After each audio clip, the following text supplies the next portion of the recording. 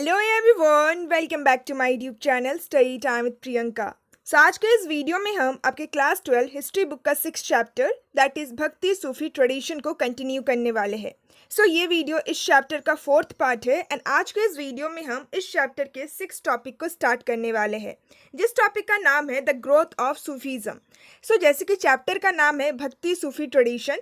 अभी तक हम लोगों ने इस चैप्टर में भक्ति ट्रेडिशन के बारे में डिस्कस कर लिया। नाउ अब हम लोग इस चैप्टर में सूफी ट्रेडिशन के बारे में डिस्कस करने वाले हैं।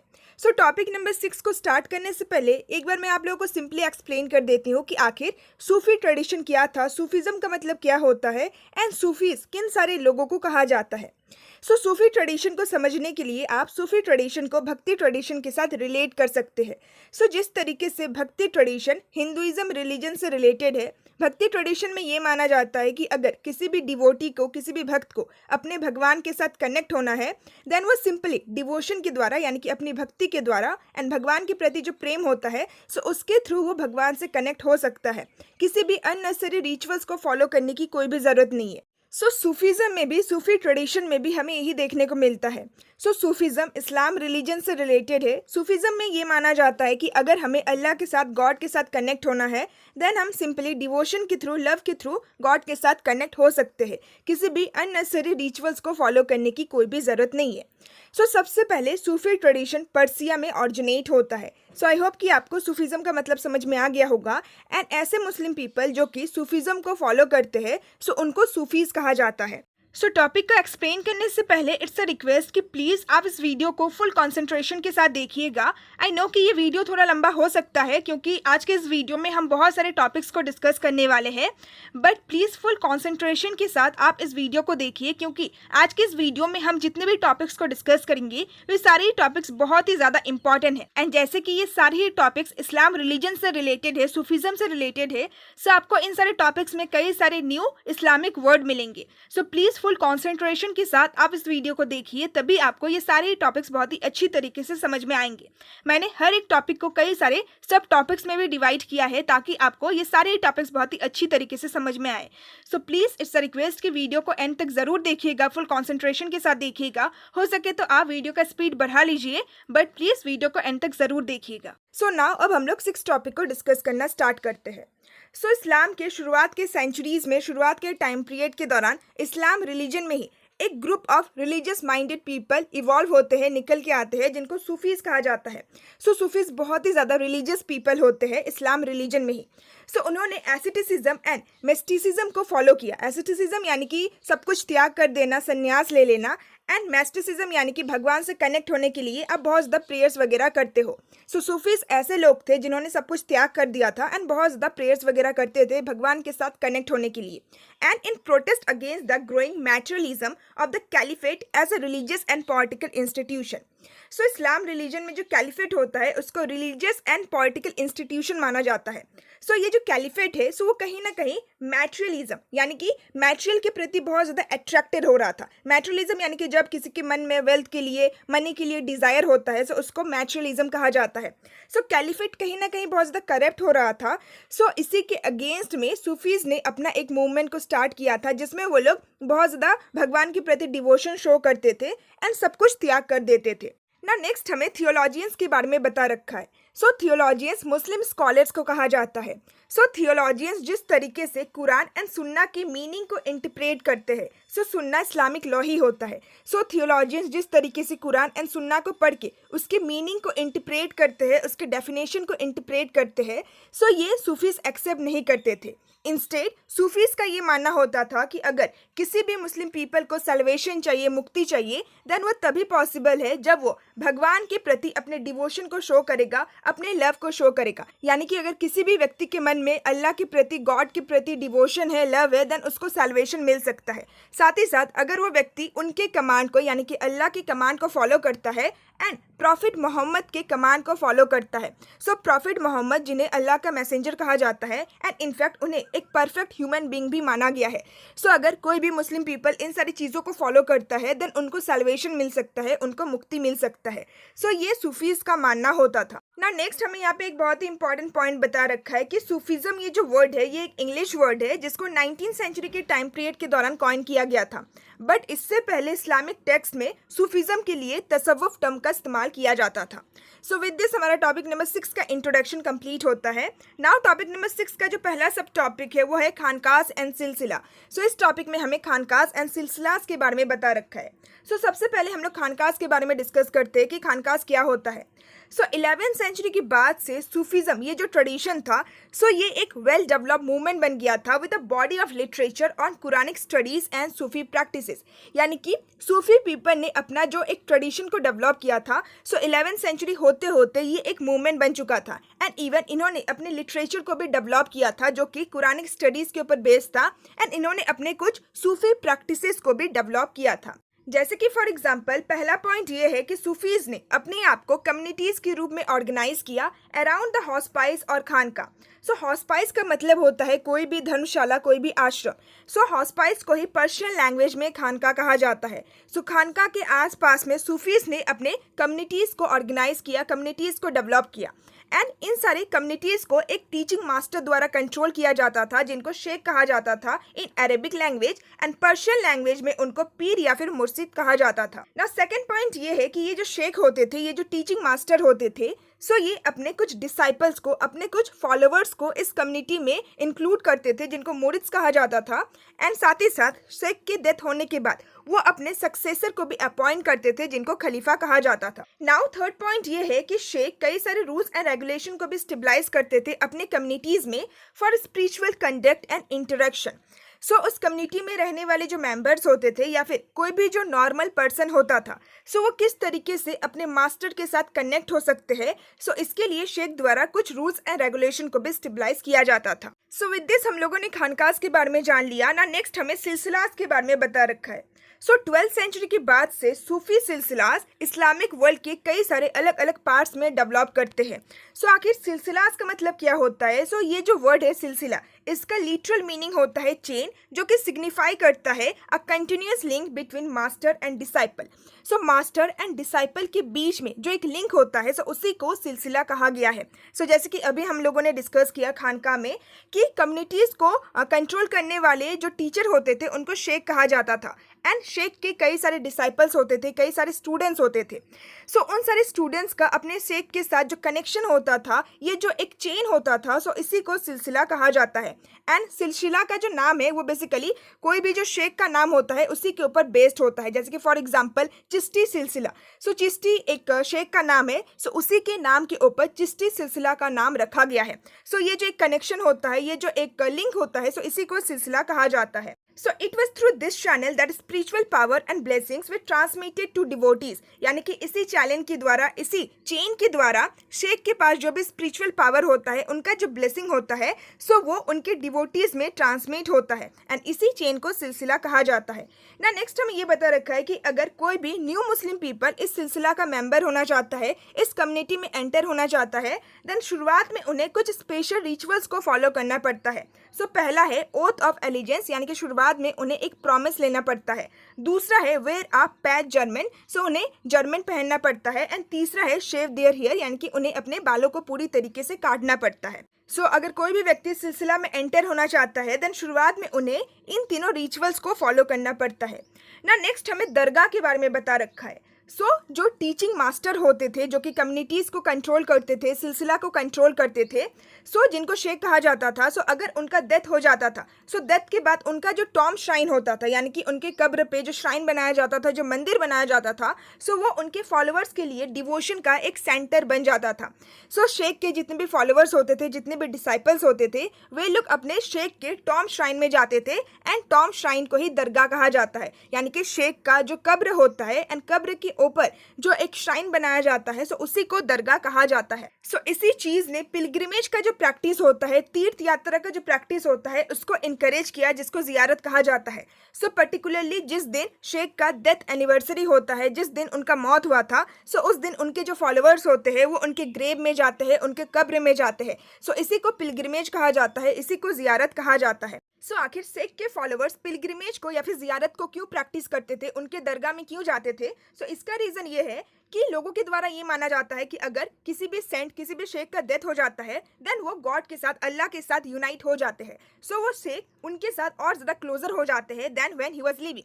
सो इसी वजह से लोगों का ये मानना होता है कि अगर हम लोग शेख के दरगाह में जाएंगे, देन उसके थ्रू हमें शेख का ब्लेसिंग मिल सकता है to attain material and spiritual benefit, यानी कि किसी भी व्यक्ति के मन में जो भी मनोकामनाएं होती है, सो शेख उसको पूरा कर सकता है, क्योंकि शेख भगवान के साथ यूनाइट हो चुका है। सो इसी वजह से लोग दरगाह में जाते हैं, पिलग्रिमेज को परफॉर्म करते हैं। सो with this topic number 6.1 complete होता है, जिसमें हम लोगों ने खानकास एंड सिलसिलास के बारे में डिस्कस किया। नाउ हमारा जो नेक्स्ट टॉपिक है वो है टॉपिक नंबर 6.2 आउटसाइड द खानका। सो इस टॉपिक में हमें कुछ ऐसे सूफीज के बारे में बता रखा है जो कि खानकास के मेंबर नहीं हुआ करते थे। सो सूफीज़म में ही कुछ ऐसे मिस्टेक्स थे, कुछ ऐसे सूफी पीपल थे जिन्होंने अपना खुद का एक मूवमेंट को इनिशिएट किया था based on a radical interpretation of Sufi ideals. So ये सारे जो सूफीज पीपल होते थे, ये लोग खानका का जो कॉन्सेप्ट है उसको एक्सेप्ट नहीं करते थे and took to mendicancy and observe celibacy, यानी कि ये सारे सूफी सेंट भिक्षुक का जीवन जीते थे एंड सेलिबसी को ऑब्जर्व करते थे, यानी कि कभी भी शादी नहीं करते थे, हमेशा अनमैरिड रहते थे। सो ये लोग इस्लाम रिलीजन के जितने भी रिचुअल्स होते हैं उन सारे रिचुअल्स को इग्नोर करते थे एंड एक्सट्रीम फॉर्म ऑफ एसिटिसिज्म को ऑब्जर्व करते थे। सो एसिटिसिज्म का मतलब मैंने आप लोगों को समझाया कि जब कोई भी व्यक्ति सब कुछ त्याग कर देता है, एक संन्यास का जीवन जीता है। सो इस कैटेगरी के जो सूफी पीपल होते थे, ये लोग बहुत ही एक्सट्रीम लेवल का एसिटिसिज्म को परफॉर्म करते थे। सो इन सारे सूफी पीपल को अलग अलग नाम से जाना जाता है, जैसे कि कलंदर्स, मदारिस, मलंग एंड हैदरीस। सो जैसे कि ये सारे सूफी पीपल शरिया लॉ को फॉलो नहीं करते थे, शरिया लॉ को ओबे नहीं करते थे। सो इसी वजह से इन सारे सूफी पीपल को बेशरिया कहा जाता था, एज कम्पेयर टू दो सूफी पीपल जो कि शरिया लॉ को फॉलो करते थे। सो ऐसे सूफीज पीपल जो कि शरिया लॉ को फॉलो करते थे उनको बाशरिया कहा जाता था, एंड ऐसे सूफी पीपल जो कि शरिया लॉ को फॉलो नहीं करते थे, सो उनको बेशरिया कहा जाता था। नाउ हमारा जो नेक्स्ट टॉपिक है वो है topic number 7, the Chishtis in the subcontinent. So इस टॉपिक में हम लोग हमारे इंडियन सब कॉन्टिनेंट की चिश्तीज के बारे में जानेंगे। So as I have said कि चिश्ती एक सिलसिला का नाम था। सो चिश्ती सिलसिला ख्वाजा मुइनुद्दीन चिश्ती के द्वारा इंट्रोड्यूस किया गया था एंड उन्हीं के नाम के ऊपर इस सिलसिला का नाम रखा गया है।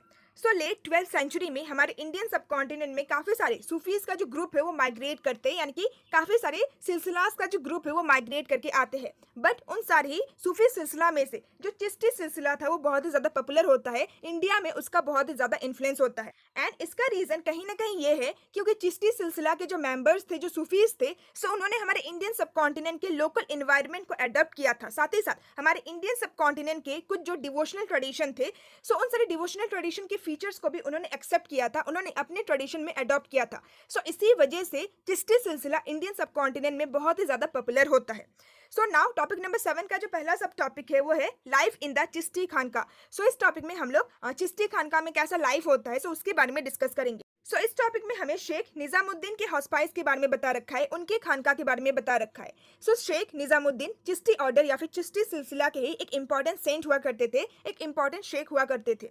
सो इस टॉपिक में हमें उन्हीं के हॉस्पाइस, उन्हीं के खानका के बारे में बता रखा है। सो गियासपुर में यमुना रिवर के किनारे शेख निजामुद्दीन के हॉस्पाइस को बनाया गया था during the time period of 14th century. So Sheikh Nizamuddin के हॉस्पाइस में काफ़ी सारे छोटे छोटे रूम्स है एंड एक बहुत ही बड़ा सा हॉल है जिसको जमायत खाना कहा जाता है, जहाँ पे जितने भी इनमेट्स होते हैं या फिर जो विजिटर्स होते हैं वो लोग वहाँ पे रहते हैं और प्रेयर्स वगैरह करते हैं। सो इनमेट्स का मतलब क्या होता है? सो एज आई सेड कि इस सिलसिला के जो मेंबर्स होते हैं या फिर शेख के जो फैमिली मेंबर्स होते हैं, उनके जो अटेंडेंस या फिर उनके जो डिसाइपल्स होते हैं, जो फॉलोअर होते हैं, सो उन्हीं सारे लोगों को इनमेट्स कहा जाता है। सो शेख निजामुद्दीन के हॉस्पाइस में, उनके खानका में इनमेट्स रहा करते थे एंड इनमेट्स के अलावा जो भी विजिटर्स होते थे वे लोग उस बिग हॉल में, उस जमायत खाना में प्रेयर्स करते थे एंड वहाँ पे रहा करते थे। ना नेक्स्ट हमें ये बता रखा है कि शेख निजामुद्दीन एक छोटे से रूम में रहा करते थे on the roof of the hall. So बड़े से हॉल के रूफ में यानी कि छत में एक छोटा सा रूम था जहाँ पे शेख निजामुद्दीन रहा करते थे एंड वहीं पे जो भी विजिटर्स होते थे वो लोग सुबह शाम शेख से मिला करते थे। साथ ही साथ हॉस्पाइस में आपको एक कोर्टयार्ड भी देखने को मिलेगा एंड उस कोर्टयार्ड के चारों साइड आपको वरांडा देखने को मिलेगा। पूरा ही जो कोर्टयार्ड है, जो आंगन है, सो वो चारों ही साइड से वरांडा से सराउंडेड है। साथ ही साथ उस हॉस्पाइस में आपको बाउंड्री वॉल भी देखने को मिलेगा। साथ ही साथ हॉस्पाइस में एक ओपन ओपन किचन भी होता था। ओपन किचन यानी कि जहाँ पे कोई भी व्यक्ति आके खाना खा सकता है, जिसको लंगार कहा जाता है। दैट रन ऑन फुतू, जिसका मतलब होता है चैरिटी, यानी कि उस ओपन किचन में खाना बनाने के लिए जो भी खर्चा वगैरह होता था, सो वो चैरिटी के द्वारा ही मैनेज किया जाता था। जो डोनेशन वगैरह दिया जाता था, सो उसके द्वारा ही मैनेज किया जाता था। सो विद दिस हम लोगों ने शेख निजामुद्दीन के हाउस स्पाइस के बारे में डिस्कस कर लिया ना। नेक्स्ट हमें विजिटर्स के बारे में बता रखा है, यानी कि ऐसे कौन लोग होते थे जो कि उनके हाउस स्पाइस में विजिट करते थे। सो मॉर्निंग से लेकर लेट नाइट तक हमारी सोसाइटी में रहने वाले अलग अलग कैटेगरीज के जो लोग होते थे, जैसे कि soldiers, slave, singers, merchants, poet, travellers, rich and poor and even जो हिंदू जोगीज होते थे, जो कलंदर्स होते थे, सो वे सारे ही लोग खानका विजिट करते थे, शेख निजामुद्दीन के हाउस स्पाइस में विजिट करते थे। एंड इसके अलावा कुछ फेमस पोएट जैसे कि अमीर Hasan Siddi, Amir Khusrau and court historian Ziauddin Barani, so ये सारे पोएट भी शेख निजामुद्दीन के हाउस स्पाइस में विजिट करते थे। एंड इनफैक्ट ये लोग शेख के ऊपर कुछ ना कुछ लिखा भी करते थे। सो विद दिस विजिटर्स के बारे में भी हम लोगों ने जान लिया ना। नेक्स्ट हमें प्रैक्टिसेस के बारे में बता रखा है कि हाउस स्पाइस में कौन से प्रैक्टिसेस को परफॉर्म किया जाता था। सो शेख निजामुद्दीन के हाउस स्पाइस में कुछ कुछ प्रैक्टिसेस को परफॉर्म किया जाता था, जैसे कि पहला है बोइंग बिफोर द शेख। सो कोई भी विजिटर जब शेख के सामने आते थे, देन वो झुक के उनको सलाम करते थे। दूसरा है ऑफरिंग वाटर टू विजिटर। सो कोई भी विजिटर जब हाउस स्पाइस में एंटर करता है, देन उनको वहां पे रहने वाले जो मेंबर्स होते हैं उनके द्वारा पानी के लिए पूछा जाता है। तीसरा है saving the heads of initiate, यानी कि कोई भी व्यक्ति जो कि न्यूली उस हाउस स्पाइस में एंटर करता है हाउस स्पाइस का मेंबर बनने के लिए, सो शुरुआत में उनके हेड को शेव किया जाता है, यानी कि उनके पूरे बाल वगैरह को काटा जाता है। एंड फोर्थ है योगिक एक्सरसाइज। सो जितने भी मेंबर्स होते हैं हाउस स्पाइस के, सो वो लोग योगिक एक्सरसाइज को परफॉर्म करते हैं। सो ये सारे जो प्रैक्टिसेस है वो कहीं ना कहीं हमें दर्शाते हैं कि हमारी कंट्री के जो लोकल ट्रेडिशन है उसको चिश्ती सिलसिला के मेंबर्स ने एक्सेप्ट किया है, उसको उन्होंने अपने ट्रेडिशन में अडॉप्ट किया है। सो इसी वजह से चिश्ती सिलसिला इतना ज़्यादा फेमस होता है हमारे इंडियन सब कॉन्टिनेंट में ना। नेक्स्ट हमें चिश्ती सिलसिला के स्प्रेड के बारे में बता रखा है।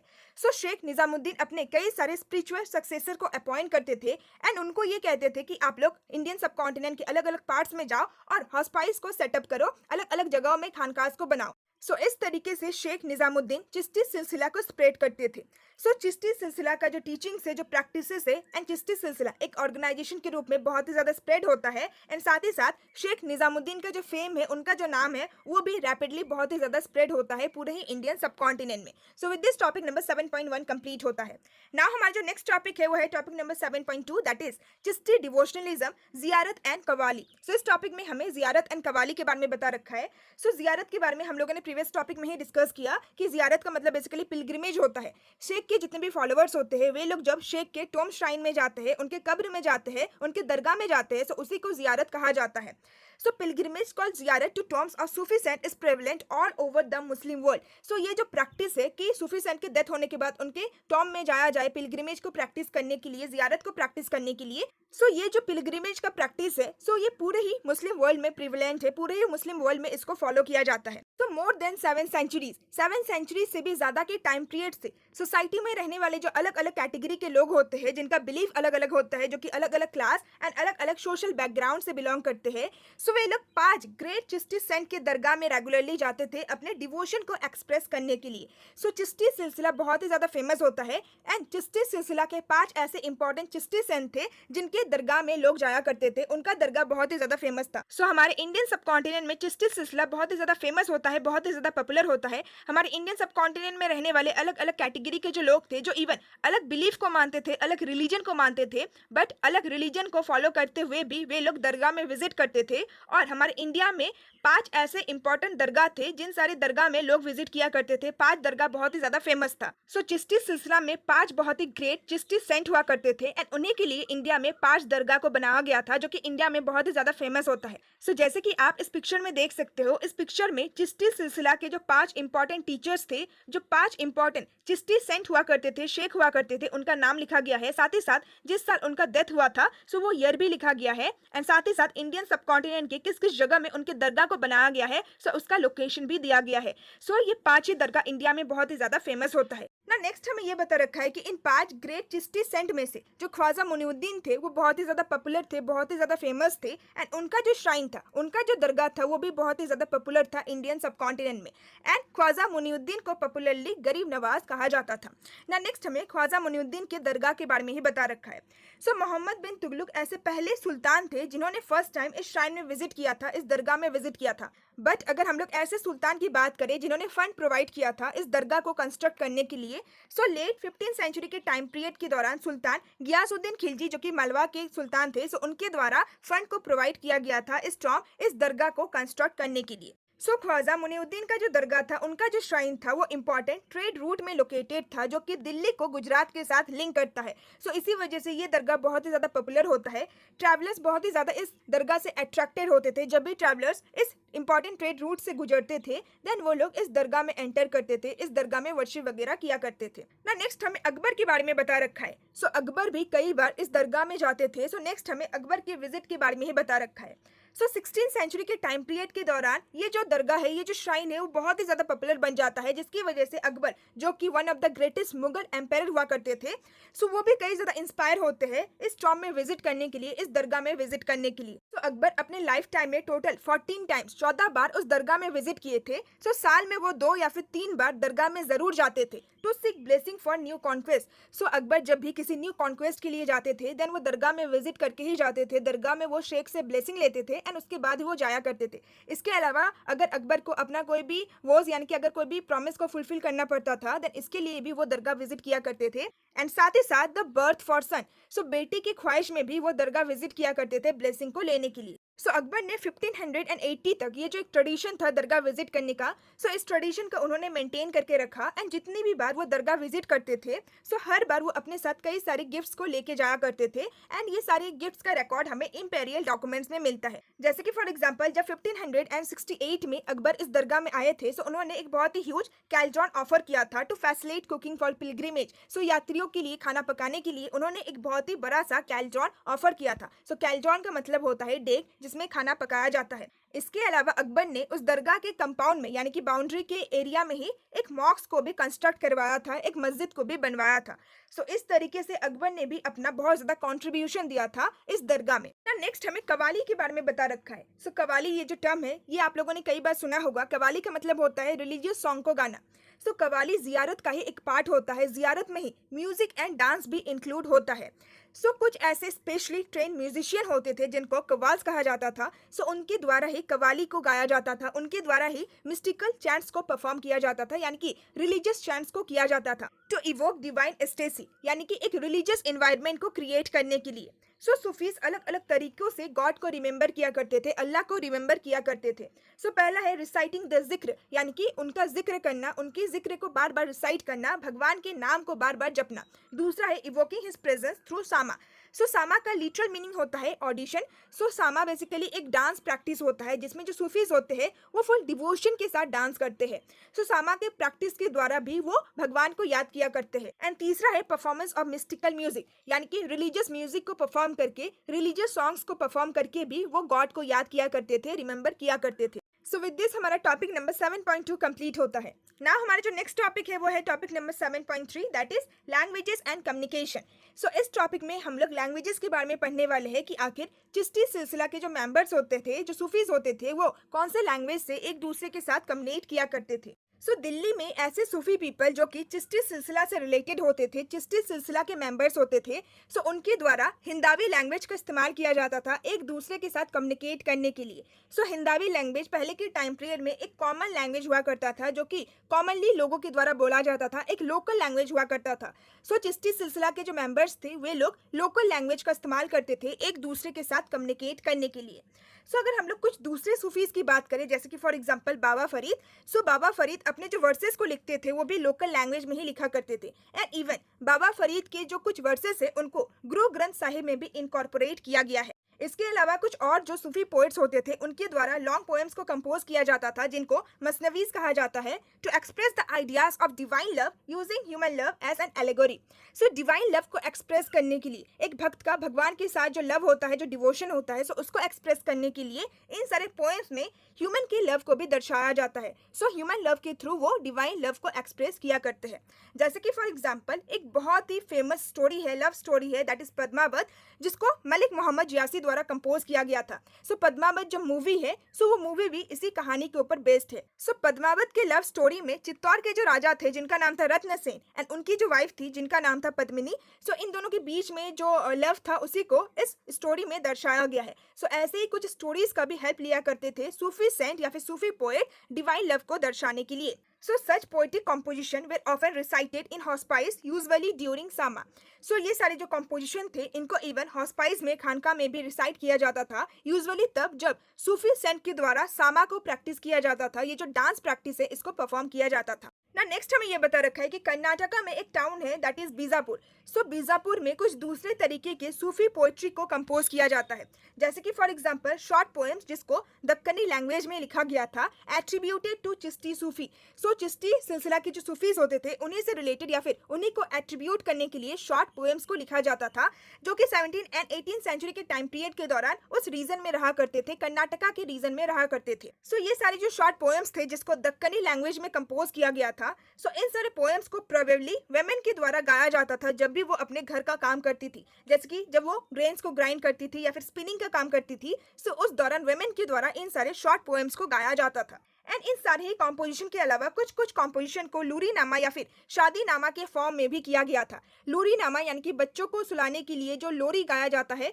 सो लोरी के फॉर्म में भी कुछ कुछ कॉम्पोजिशन को लिखा गया था। एंड इसके अलावा जो वेडिंग सॉन्ग होते हैं, सो वेडिंग सॉन्ग के रूप में भी कुछ कुछ कॉम्पोजिशन को लिखा गया था। सो विद दिस टॉपिक नंबर 7.3 भी कंप्लीट होता है ना। हमारा जो नेक्स्ट टॉपिक है वो है टॉपिक नंबर 7.4, जो कि टॉपिक नंबर 7 का लास्ट सब टॉपिक है। सो इस टॉपिक का नाम है सूफीज एंड द स्टेट। सो इस टॉपिक में हमें सूफीज का स्टेट के साथ यानी कि गवर्नमेंट के साथ कैसा रिलेशन था इसके बारे में हमें बता रखा है। सो चिश्ती ट्रेडिशन या फिर चिश्ती सिलसिला का एक जो मेन फीचर है, एक जो इंपॉर्टेंट फीचर है वो है ऑस्टेरिटी, यानी कि हर एक चीज का त्याग कर देना, including maintaining a distance from worldly power, यानी कि वर्ल्ड में जो पावर है, जो पॉलिटिकल पावर है, सो उन सारी चीजों से भी एक डिस्टेंस बनाए रखना, एक दूरी बनाए रखना।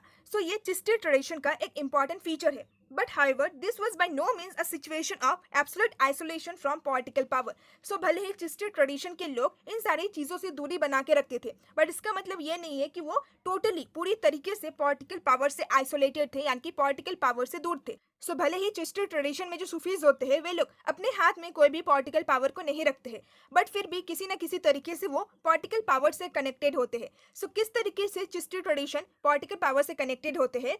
सो पॉलिटिकल पावर यानी कि राजाओं के द्वारा जो गिफ्ट्स वगैरह दिया जाता था, जो डोनेशन दिया जाता था चिश्ती ट्रेडिशन को, सो उसको वो लोग एक्सेप्ट करते थे। सो इसी तरीके से वो पॉलिटिकल पावर से कनेक्टेड थे। सो नाउ नेक्स्ट हमें डोनेशन के बारे में ही बता रखा है। सो सूफीज हर एक डोनेशन को एक्सेप्ट करते थे जो कि उन्हें पॉलिटिकल इलाइट्स द्वारा दिया जाता था। जो भी ग्रांट्स या फिर डोनेशन राजाओं के द्वारा उन्हें प्रोवाइड किया जाता था, सो उन सारे डोनेशन को सूफीज एक्सेप्ट किया करते थे। एंड कई बार सुल्तान्स के द्वारा चैरिटेबल ट्रस्ट को भी सेटअप कर दिया जाता था एज इंडाउनमेंट्स फॉर हॉस्पाइस, यानी कि हॉस्पाइस को कंस्ट्रक्ट करने के लिए पैसों की जरूरत है। सो वे सारे पैसे बेसिकली चैरिटेबल ट्रस्ट से ही आते थे, लोगों के द्वारा जो दान किया जाता था, सो उसी के द्वारा हॉस्पाइस या फिर खानकास को क्रिएट किया जाता था। एंड इसके अलावा सुल्तान के द्वारा कई सारे टैक्स फ्री लैंड को भी दिया जाता था, दान किया जाता था सूफीज को। सो इस तरीके से सूफीज पॉलिटिकल पावर से कनेक्टेड थे ना। नेक्स्ट हमें ये बता रखा है कि चिश्ती सिलसिला के जो सूफीज होते थे वे लोग कैश में एंड काइंड में दोनों ही तरीके से डोनेशन को एक्सेप्ट किया करते थे।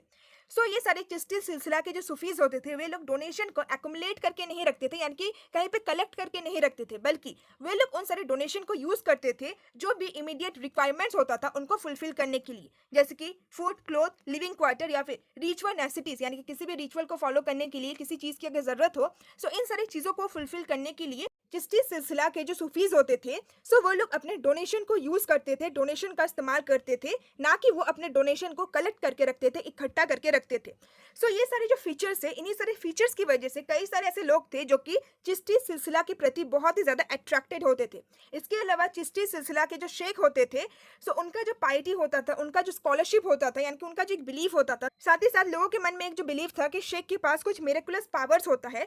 सो इन सारी चीजों की वजह से ही सूफीज बहुत ज्यादा पॉपुलर होते हैं मासेस के बीच में, यानी कि लोकल पीपल के बीच में। जिन सारे लोकल पीपल का सपोर्ट राजाओं को चाहिए था, राजा जिन सारे लोगों के सपोर्ट को सिक्योर करना चाहते थे ना। नेक्स्ट हमें सूफीज एंड सुल्तान के बीच के रिलेशन के बारे में बता रखा है। सो हमारे इंडियन सब कॉन्टिनेंट को रूल करने वाले जो तुर्स रूलर थे, जिन्होंने दिल्ली सल्तनत को इंडियन सब कॉन्टिनेंट में सेटअप किया था, सो उनके द्वारा उलमा के डिसीजन को रेसिस्ट किया गया था। सो उलमा जो कि मुस्लिम स्कॉलर्स को कहा गया है, सो उलमा के द्वारा ये कहा गया था कि हमें शरिया लॉ को स्टेट लॉ बना देना चाहिए। उनके द्वारा ये कहा गया था कि राजा को शरिया लॉ के अकॉर्डिंग ही रूल करना चाहिए। सो तुर्किश रूलर ने उलमा के इस डिसीजन को रेसिस्ट किया, इस डिसीजन को अपोज किया, क्योंकि इन सारे रूलर को पता था कि इंडिया में रहने वाले मेजोरिटी ऑफ जो सिटीजन है, जो सब्जेक्ट है, सो वो नॉन मुस्लिम पीपल है। एंड अगर मैं इंडिया में शरिया लॉ को इम्पोज कर देता हूँ, देन ये सारे नॉन मुस्लिम पीपल बहुत ज़्यादा अपोज करेंगे।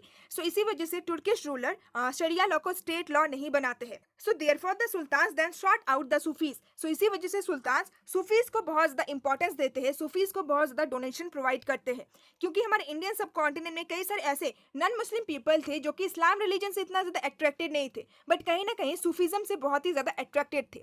सो लोकल पॉपुलेशन के सपोर्ट को पाने के लिए सुल्तान ने सूफीज़ को सपोर्ट किया, सूफीज़ को बहुत ज़्यादा डोनेशन प्रोवाइड किया, who derive their authority directly from God and did not depend on jurist to interpret the sharia. So as we have discuss कि जो सूफीज़ होते थे वे लोग बहुत ही डीपली रिलीजियस पीपल होते थे, एंड वो लोग डायरेक्टली अपने अथॉरिटी को भगवान के साथ लिंक करते थे, एंड वो किसी भी जूरिस्ट के ऊपर डिपेंड नहीं रहते थे, उलमास के ऊपर डिपेंड नहीं रहते थे शरिया लॉ को इंटरप्रेट करने के लिए।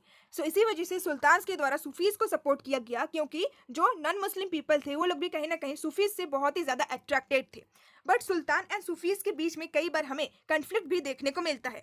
सो सुल्तान एंड सूफीज़ दोनों ही अपने अथॉरिटी को एसेट करने के लिए कई सारे रिचुअल्स को परफॉर्म करने के लिए कहते थे, जैसे कि prostration and kissing of the feet. यानी कि सुल्तान एंड सूफीज़ के द्वारा इस रिचुअल को स्टार्ट किया गया था कि अगर कोई भी हमसे मिलता है देन वो हमें झुक के सलाम करे, साथ ही साथ हमारे फीट को किस करे। सो ये कुछ प्रैक्टिसेस या फिर रिचुअल्स थे जो कि सुल्तान एंड सूफीज़ के द्वारा डेवलप किया गया था अपने अथॉरिटी को एसेट करने के लिए। एंड इसके अलावा ओकेजनली कई सारे ऐसे सूफी शेख हुआ करते थे जो कि अपने लिए हाई साउंडिंग टाइटल्स को एज्यूम करते थे, जैसे कि फॉर एग्जांपल निजामुद्दीन औलिया के जो डिसाइपल्स थे, जो फॉलोअर्स थे, सो वे लोग निजामुद्दीन औलिया को एड्रेस करने के लिए सुल्तान उल मशेक का टाइटल इस्तेमाल करते थे, जिसका मतलब होता है सुल्तान अमॉन्ग्स ऑल द शेख। जितना भी शेख है, सो हर एक शेख में जो सुल्तान होता है, सो उसी को सुल्तान उल मशेक कहा जाता है। सो निजामुद्दीन औलिया के लिए उनके डिसाइपल्स के द्वारा इस टाइटल को चूज किया गया था to address him. So with this हमारा टॉपिक नंबर 7.4 भी कंप्लीट होता है। सो आई होप कि आपको ये सारे टॉपिक्स बहुत ही अच्छी तरीके से समझ में आ गए होंगे। सो अगर एक बार वीडियो देखकर ये सारे टॉपिक्स समझ में नहीं आया, देन इट्स अ रिक्वेस्ट कि दोबारा से आप इस वीडियो को देखिए, एंड वीडियो एक्सप्लेनेशन के बाद प्लीज़ आप लोग खुद से बुक को रीड किया कीजिए। सो इसके थ्रू आपको सारे ही टॉपिक्स बहुत ही अच्छी तरीके से समझ में आ जाएंगे। बट स्टिल अगर आपके माइंड में कोई भी डाउट रहता है, देन आप मुझसे कमेंट करके पूछ सकते हो। सो टॉपिक नंबर 8 एंड 9 हम अपने नेक्स्ट वीडियो में डिस्कस करेंगे, जो कि इस चैप्टर का लास्ट पार्ट होगा, जिसमें हम लोग इस चैप्टर को कंक्लूड करेंगे। सो अगर आपको आज का ये एक्सप्लेनेशन अच्छा लगा, then please like my video and please share this video with your friends and classmates. And अगर आपको ये सारे ही नोट्स चाहिए, then please join my telegram channel. मेरे डिस्क्रिप्शन बॉक्स में आपको मेरे टेलीग्राम चैनल का लिंक मिल जाएगा। So now see you also in my next video. Till then bye bye and stay tuned with my channel and thanks for watching my video.